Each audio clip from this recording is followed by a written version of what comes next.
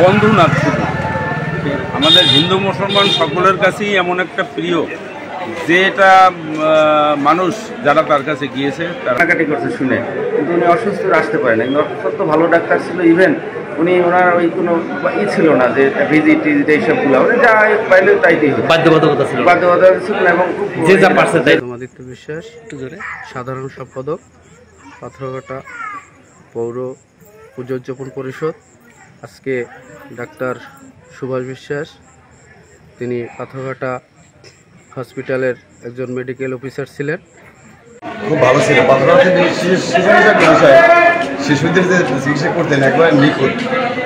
আমার একটা মেয়ে, একটাই তো মেয়ে, সেই মেয়েটা নাভিতে ওই যে বরগুনায় সেন্ট্রাল মেডিকেল হাসপাতালে সিজার হয়েছিল, এবং দাদাই বলছিল যে আপনার ওই যে আপনি এখান থেকে নিয়ে যান। এখান তো পাথরঘাটায় অনেক চিকিৎসা ব্যবস্থা, অনেক ক্লিনিক এখন ক্লিনিক ছিল না। বরিশাল অথবা বরগুনা জাতীয় জেলে আপনার ভালো হয়। আমি দেখলাম বরগুনাতে আমার কিছুদিন আছে, বরিশাল থেকে ওইখানে একটা হেল্প পাবো, ওইখানে আমি সেন্ট্রাল মেডিকেলে ওই নাভি শুকিয়ে গেছে, নাভিতে পানি করে দেখাইলাম দিয়ে গেছে হাসপাতালে গিয়ে পাথরঘাটায়, তুই তখন অবসরে যায়নি। তার সঙ্গে দেখা হয়েছে যে বলুন যে আমাকে দেখাই না বাচ্চা কই, দেখাইলাম তো বলছে যে বিষয় না, এটা কালকে আসবে। এখন আমি ওয়ার্ডে যাবো, চিকিৎসা আপনার কালকে দেখবো। কিন্তু আমি এখানে বাড়ি দিল আর টিএসি বলছে যে ওই অপারেশন লাগে। তিনি বলছে অপারেশন লাগে না, সে 5 দিন আগে ওনাকে আইসিইউতে নেওয়া হয়। আইসিইউ পাথরঘাটা উপজেলা স্বাস্থ্য কমপ্লেক্সের অবসরপ্রাপ্ত আরএমও ডাক্তার সুভাষচন্দ্র বিশ্বাসের জীবন অবসান।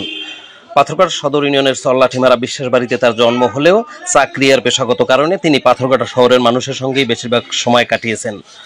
অবসর নেয়ার পরে দীর্ঘ বছর পাথরঘাটা নিজ বাসগৃহে নারী ও শিশু রোগীর চিকিৎসা সেবা দিয়ে আসছিলেন।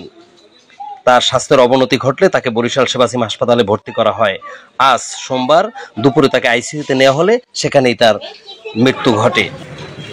রাত 9টার দিকে পাথরঘাটা কেন্দ্রীয় শ্মশানে তার শেষকৃত্য অনুষ্ঠান সম্পন্ন।